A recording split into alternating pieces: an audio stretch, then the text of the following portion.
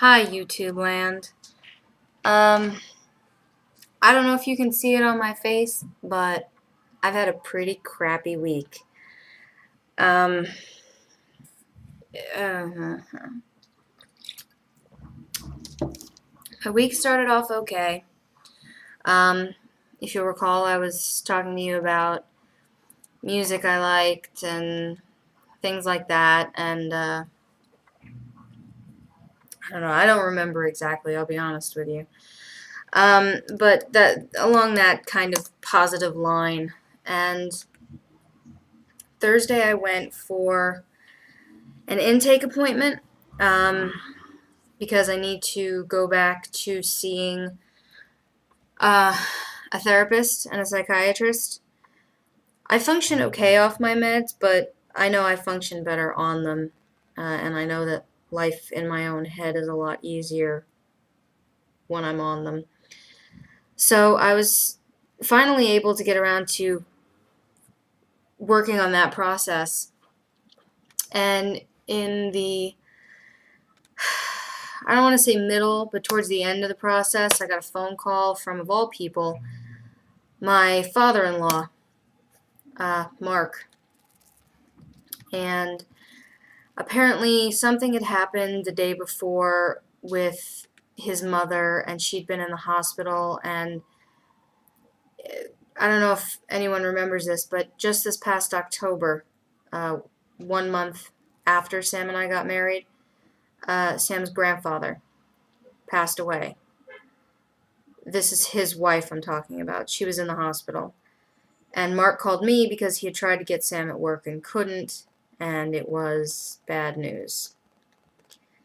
It was a series of events that happened remarkably quick, as I understand it, the end result being that she unfortunately didn't make it. So this has not been the easiest last couple of days in this house.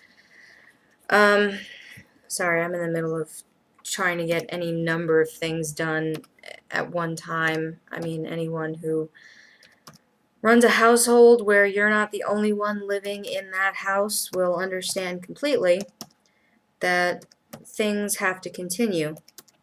Even when bad stuff happens, even when things that distract you happen, someone has to keep doing what needs to be done.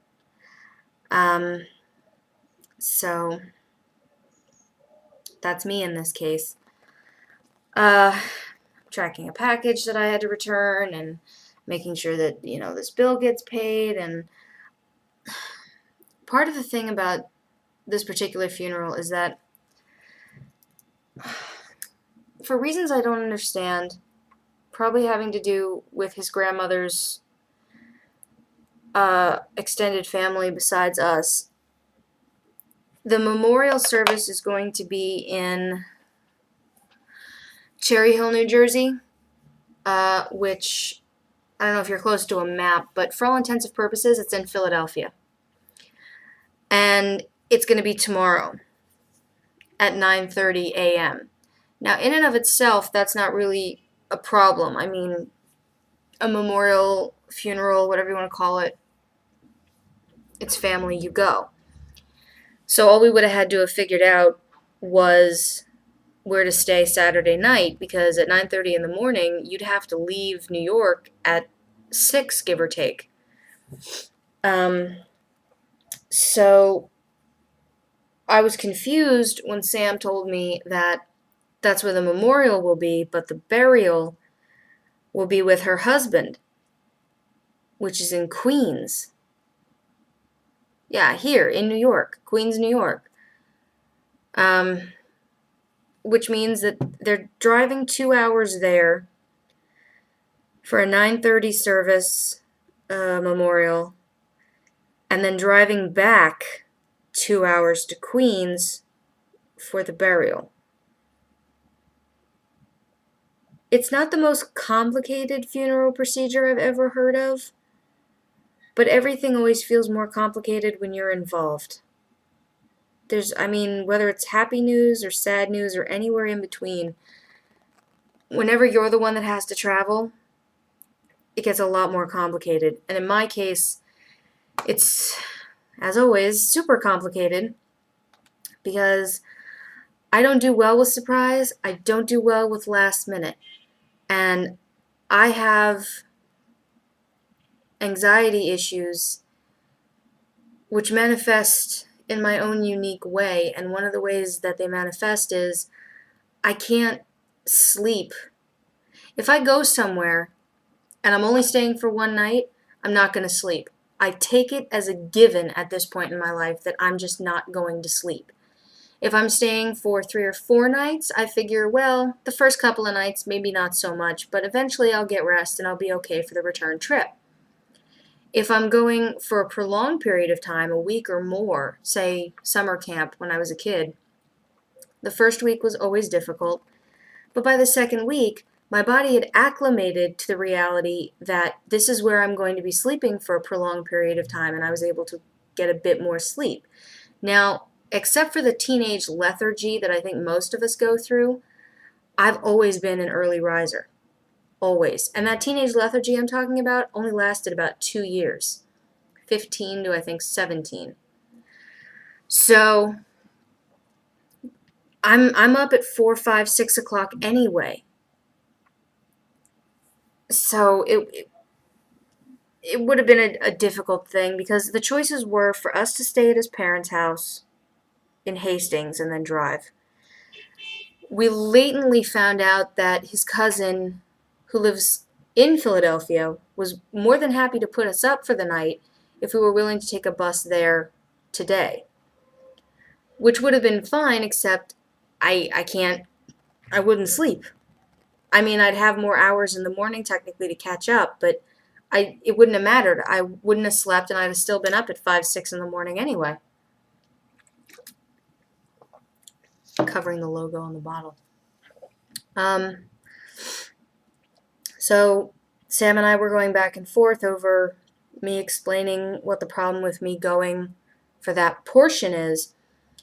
Because the third option was neither of us goes to the memorial and we just meet them at the cemetery, which would have been the least cumbersome. I mean, it's still a travel. I mean, by train, you'd have to take a train and a bus to get to the cemetery in Queens from where we are, and it would have been an hour and a half on public transit. It's not like it was, next door for us. I'm not suggesting that, but it would have been much more complex. And it wouldn't have been a good thing. So I was trying to explain to Sam, and when he got up this morning, he decided to take my suggestion that there's absolutely no reason he can't go. He's already off at his parents' house at this point.